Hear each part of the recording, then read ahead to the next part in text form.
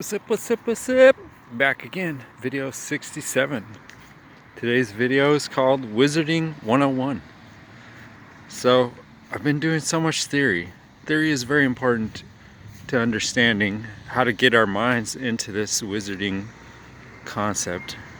But it's time to do some practical shit. I don't know how much interest people are gonna have in this, but because it's all, it's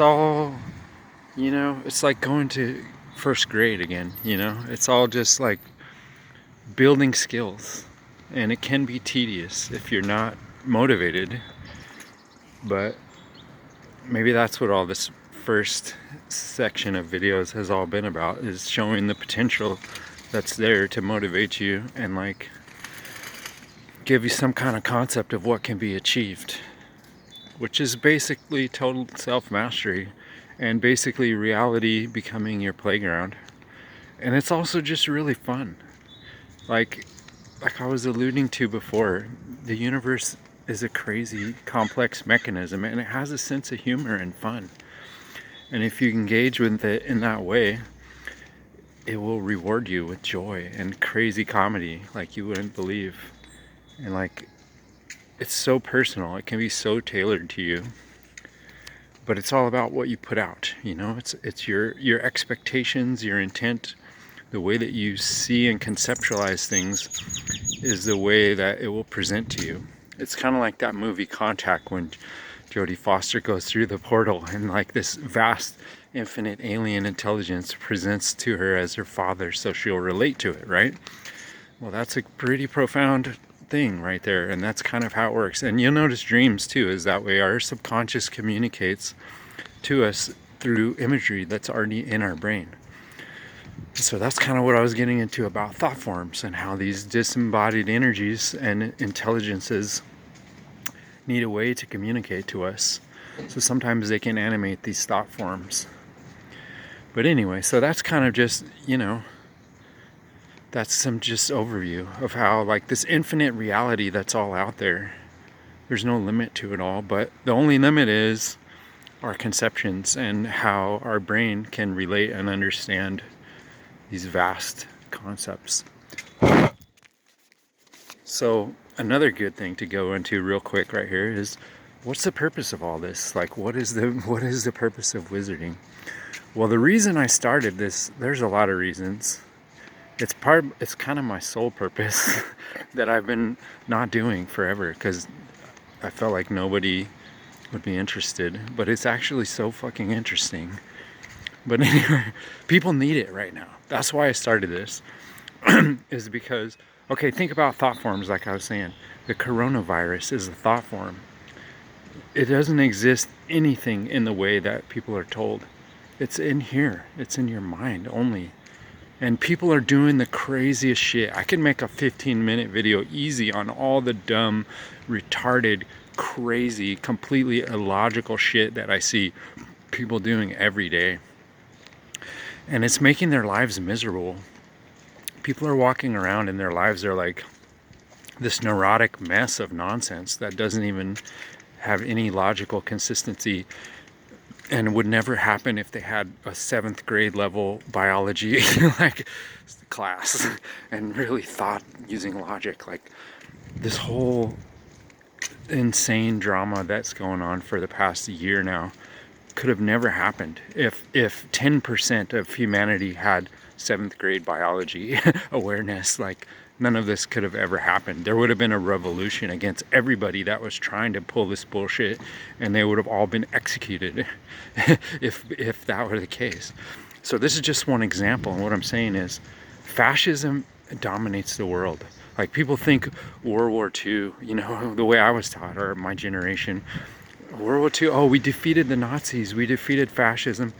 No, dude, the Nazis took over America. They created NASA and the American Psychological Association and the American Medical Association and all the chemical companies, all the pharmaceutical companies, all the food companies. They took over this entire country. You know what I mean? So that's where we're at. We're in techno-fascism. We're in psychological warfare. Now is passed off in our world as Joel Osteen and religion and government and it's an education system, and all these things we're taught are like benevolent and good, social justice warrior, like all these things that we're taught are progressive and benevolent, is a direct psychological attack on the integrity and sacredness of the human soul. And that's why everyone's oppressed and they're all so neurotic. Like, I look around at humans and I'm like, dude, these are all like abused animals. They have no reason. They have no soul. They have no power. They have no creativity or individuality. It's just about what kind of contradictory nonsense can we obey and imprint on ourselves from Alexandria Ocasio-Cortez and Anderson Cooper and fucking all these nut jobs. Fuck all these people, dude. Be a wizard. Be a soul. Be a human, powerful soul, and live your truth and be creative and create the universe and sculpt it at your will. That's what we're here to do. So, unfortunately, all this begins at a very basic level.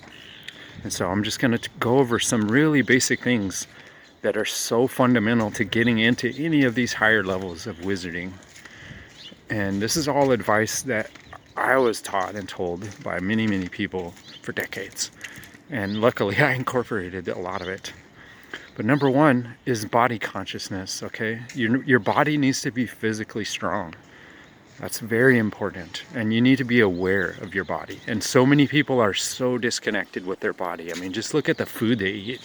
Like, if I try to eat the food or drink one sip of a Pepsi or like one bite of a McDonald's hamburger, my whole body would be in revolt. It would like vomit or like it would immediately backlash on me, because I've taught my body and I've built this like rapport with my own body to communicate to me and pay attention to its signals that it gives me about what it likes and doesn't like. So body awareness.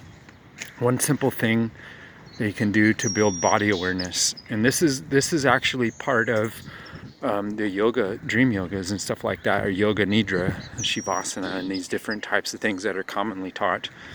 But like, what you do is you basically lay down or sit in a really comfortable position, and you basically go through every section of the body from the base of your feet to the tip of your head, one by one. And there's different ways. If you want to look into it, it's all there. But you basically do like tension and relaxation. So you put your awareness to the different parts of your body, like your feet. And then you tighten up and tense the muscles in your feet and hold it, and then release and feel the energy flow in and out of that part of your body. And as you go through each part of the body, you're like building awareness of that body, like that part of the body, like how does it feel from the inside? What are the muscle groups? What are the bones? If you really want to go deep, then you'll study anatomy and you'll study these deeper structures in the body, and you gain awareness of that. But for now, what we're trying to do is just bring awareness and see how bringing awareness brings energy flow to those parts of the body. And it's super important to develop an awareness of energy flow, because there really is no wizarding without that. And if you're unaware and that energy is flowing through you chaotically and you're not even aware of its movements, it's going to cause you all kinds of problems. So you got to build this awareness. So basically, you just bring awareness to each body part. You move up from the feet to the head, and you can strictly focus on the muscles. You could focus on these internal structures if you have a basic familiarity with your anatomy. And you start to feel the energy of each part of the body. And there's different purposes for that. Like, health is one, obviously, building the fluidity of your energy, feeling where it's blocked, feeling where it's strong, feeling where it's weak. Sometimes in our consciousness, we'll just have these dead areas in the body where we have nothing, no awareness of what's in there, or just numbness or like something like that. And so that's what you want to overcome. You want to bring awareness to every single part of the body. And if you're doing a yoga nidra or like a dream yoga type thing, what you're going to do is you bring the energy in, and then you release it. So you relax it. And because as you're going into these deeper inner states of meditation or dream yoga, whether you're waking or sleeping, what you want to do is you want to kind of check in with the body see that it's okay and that it's fine, and that you can withdraw your awareness from that. So you bring the awareness to check in and to show concern, and then you withdraw it and you say, okay, now my feet are fine, or my legs or my belly or whatever is fine, and I can relax and I don't have to be fixated on that. And you can just release body awareness from each section of the body one by one. And this has all kinds of benefits. But in the initial phases, you're just bringing consciousness there, and you're trying to become aware of energy. And the awareness of chi, or energy in the body, is absolutely foundational. And if you're disconnected from your own body, like, you're going to have bad health problems physically. You're probably going to have psychological problems as well, because if your body energy is imbalanced, your mind isn't going to work right. It's a simple thing that most people don't think about, but it's really true. So just exercises like that for body awareness. It helps with dream yoga too, because like, as you go into these inner states, or these meditative states, it involves withdrawing your consciousness from the outer world, but also from your physical body, because you want to get into these other realms and perhaps like project your consciousness elsewhere, project it within, and you want to experience things independent of your physical locality and so on. So a key way, I mean, relaxation too is a key initial step for any of these things, because if you're not relaxed, you're not going to be mentally focused. Your mind's going to be split between what you're trying to focus on and these other like fleeting concerns, right? So that's super key, and it's going to free up tons of energy that you can use to do these more intensive like inner work or energy work and so on. So that's a key element. Man, I was hoping to go over a few things, but this one really could take a whole video by itself. But basically, you want to start building this body awareness, and you want to start feeling the subtle energies within your body. And when I started getting into it, no one would explain chi. They wouldn't really explain what it feels like or what it is. And that kind of pissed me off. But luckily I found out eventually. And it's a subtle energy. And the best way I can describe it is like a very subtle pressure within the body. Like if you've ever had a headache or something, or you've had like an injury to your body, and you can feel the pressure build up, like blood pressure. But it's more subtle than that. Like that's a really extreme example. But in an everyday situation, like you can feel energy flowing through the body as this like subtle form of pressure. And the key that you really want to get to, the goal of this awareness, is to feel your center line. Like within the center of the spine especially is most important. So you want to feel these like most core energies within the body, and how they're flowing or not flowing, or where you may have blockages, or where your energy is like off balance and like off center, and it's not, you really want to enter into the central channel. That's the most important, and that's the core of all your power, and centeredness and being balanced, right? So developing awareness of that energy, and then once you get kind of that basic level awareness, then you can sense the chi flow inside your body.